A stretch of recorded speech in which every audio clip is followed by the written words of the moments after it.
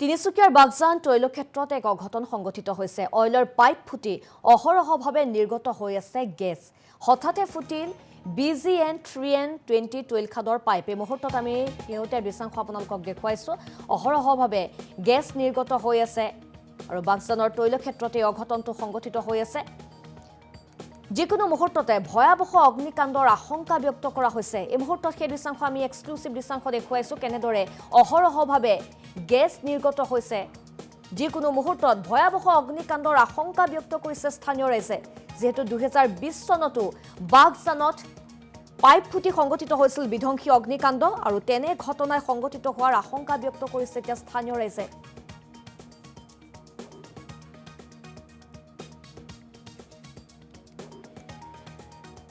আৰু হঠাতে তৈলখাদৰ পাইপ ফুটি নিৰ্গত হৈছে, অহৰহভাৱে গেছ নিৰ্গত হৈছে। হঠাৎ ফুটিল BGN 3N20 তৈল খাদৰ পাইপ আৰু যিকোনো মুহূৰ্ততে ভয়াৱহ অগ্নিকাণ্ডৰ আশংকা ব্যক্ত কৰা হৈছে। স্থানীয় ৰাইজ উপস্থিত হৈছে আৰু ইয়াৰ পূৰ্বে যেহেতু 2020 চনত বাগজানত পাইপ ফাটি যি ভয়ংকৰ পৰিস্থিতিৰ সূত্ৰপাত হৈছিল, সেয়া সকলো আচলতে ৰাজ্যবাসীৰ সন্মুখত জলজল পটপট হৈ ওলাই আছে আৰু তেনে আশংকাত এতিয়া ভুগিছে স্থানীয় ৰাইজ আৰু যিকোনো মুহূৰ্ততে ভয়ংকৰ অগ্নিকাণ্ড সংঘটিত হ'ব পাৰে।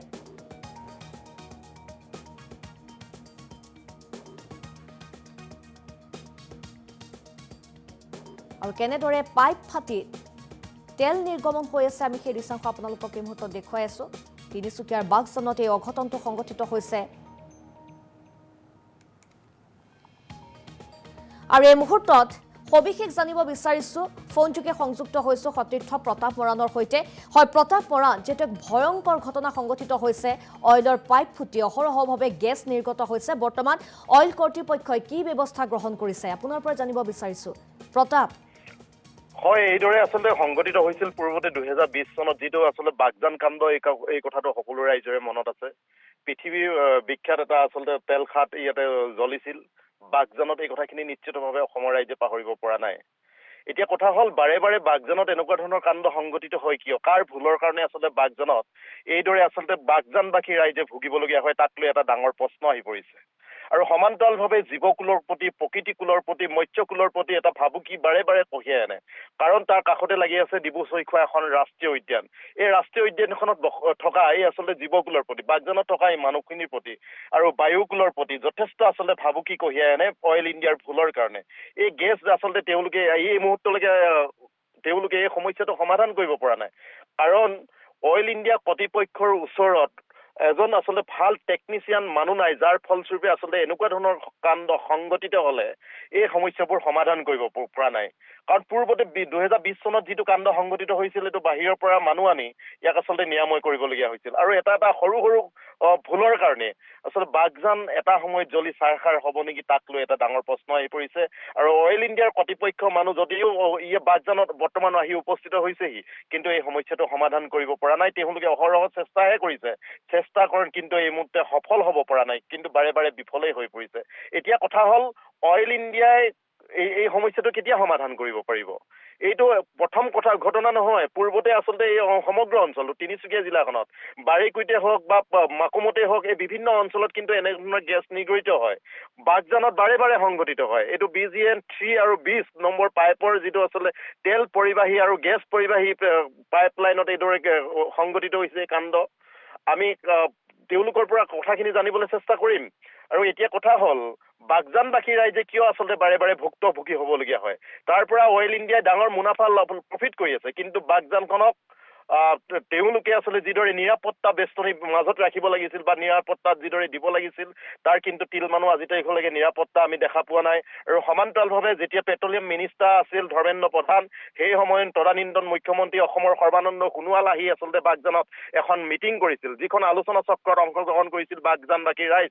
তেওঁলোকক বাৰে বাৰে প্ৰতিশ্ৰুতি দিয়া হ'ল, বহুতো প্ৰতিশ্ৰুতি দিছিল, কিন্তু তাৰ প্ৰতিশ্ৰুতি কিন্তু আজি তাৰিখতো এটাও পূৰণ নকৰিলে। উদাহৰণস্বৰূপে এখন পশু চিকিৎসালয় তেওঁলোকক দিলে, এই চিকিৎসালয়খন কেৱল এটা ঘৰ হিচাপে নিৰ্মাণ কৰা হ'ল, কিন্তু তাৰ পাছত তেওঁলোকক ডক্তৰ, নাৰ্ছ, দৰৱ কিন্তু দিয়া নহ'ল।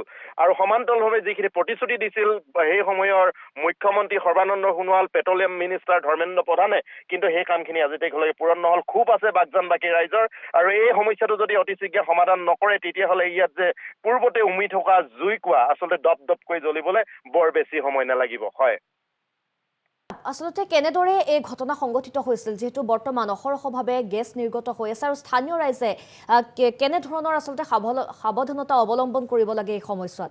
প্ৰতাপ, এই নিশ্চিতভাৱে পূৰ্বতে যেতিয়া 2020 চনত জ্বলিছিল তেতিয়া ইয়াৰ দাঁতিকাষৰীয়া অঞ্চলটো দাঁতিকাষৰীয়া অঞ্চলৰ মানুহবোৰ আচলতে নিৰ্দিষ্ট একোটা জেগাত ৰখা হৈছিল। কিছুমান মানুহ আচলতে তিনিচুকীয়ালৈ লৈ আহিছিল, একাংশ কৰদৈগুৰিৰ ফালে ৰখা হৈছিল, ডুমডুমাত ৰখা হৈছিল। আৰু ইয়াৰ আচলতে ফাৰ্ষ্ট এড যিটো ব্যৱস্থা অইল ইণ্ডিয়া কৰ্তৃপক্ষই প্ৰত্যেকটো ঘৰত ৰাখিব লাগে, তাৰ কিন্তু তিল মানুহ এই মুহূৰ্তলৈকে আমি দেখা পোৱা নাই। তেওঁলোক আচলতে যথেষ্ট আশংকাত ভুগি আছে বাগজানবাকী ৰাইজ। পূৰ্বতে 2020 চনত আচলতে যিটো ঘটনা সংঘটিত হৈছিল, এই ঘটনা পুনৰ সংঘটিত হ'ব নেকি তাকে লৈ আচলতে বাগজানবাকী এই মুহূৰ্তত আতংকময় পৰিৱেশৰ সৃষ্টি সূচনা হৈছে। হয়, প্ৰতাপ বৰণ, বৰ্তমান এই মুহূৰ্তত আপোনাক ধন্যবাদ জ্ঞাপন কৰিছোঁ সবিশেষ কথাখিনি আপুনি আমাক অৱগত কৰোৱাৰ বাবে। আৰু যিহেতু তিনিচুকীয়াৰ বাগজানত এই অঘটনটো সংঘটিত হৈছে, অইলৰ পাইপ ফুটি অহৰহভাৱে গেছ নিৰ্গত হৈ আছে, আৰু হঠাতে ফুটিল BGN 3N20 তৈলখাদৰ পাইপ, আৰু যিকোনো মুহূৰ্ততে ভয়াৱহ অগ্নিকাণ্ডৰ আশংকা ব্যক্ত কৰা হৈছে, আৰু বৰ্তমান স্থানীয় ৰাইজ আতংকিত হৈ আছে।